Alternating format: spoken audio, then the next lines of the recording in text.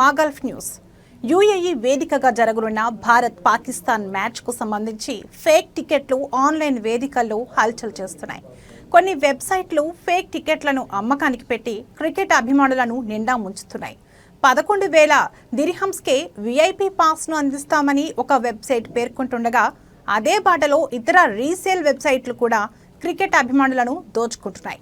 మరికొన్ని వెబ్సైట్లు 1,500 దిర్హామ్స్కే general admission పాసులు అందిస్తామని ప్రకటనలు ఇస్తూ ఆకర్షిస్తున్నాయి. అయితే సెప్టెంబర్ 14 నుంచి ప్రారంభమయ్యే ఆసియా కప్కు సంబంధించి మ్యాచ్ల టికెట్లను ఇంకా అధికారికంగా అమ్మడం ప్రారంభించలేదు. అసలు టికెట్లను ఎప్పుడు విడుదల చేస్తారనే విషయాన్ని ఇప్పటి వరకు అధికారికంగా ప్రకటించలేదు. అయినా కొన్ని ఫ్రాడ్ వెబ్సైట్లు ఇదిగో టికెట్లు అంటూ అప్పుడే అమ్మకాలను ప్రారంభించేశాయి. ఫేక్ టికెట్ల విషయంపై యూఏఈ పోలీస్ డిపార్ట్మెంట్ స్పందించింది. అనుమానాస్పద లింకులపై క్లిక్ చేయవద్దని క్రికెట్ అభిమానులకు సూచించింది.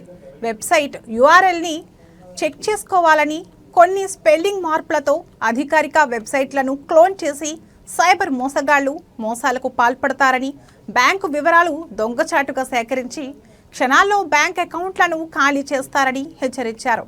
క్రికెట్ అభిమానులు జాగ్రత్త. ఫేక్ టికెట్లను కొన్ని సైబర్ నేరగాళ్ల వలలో పడవద్దని పోలీసులు ఒక అడ్వైజరీ జారీ చేశారు.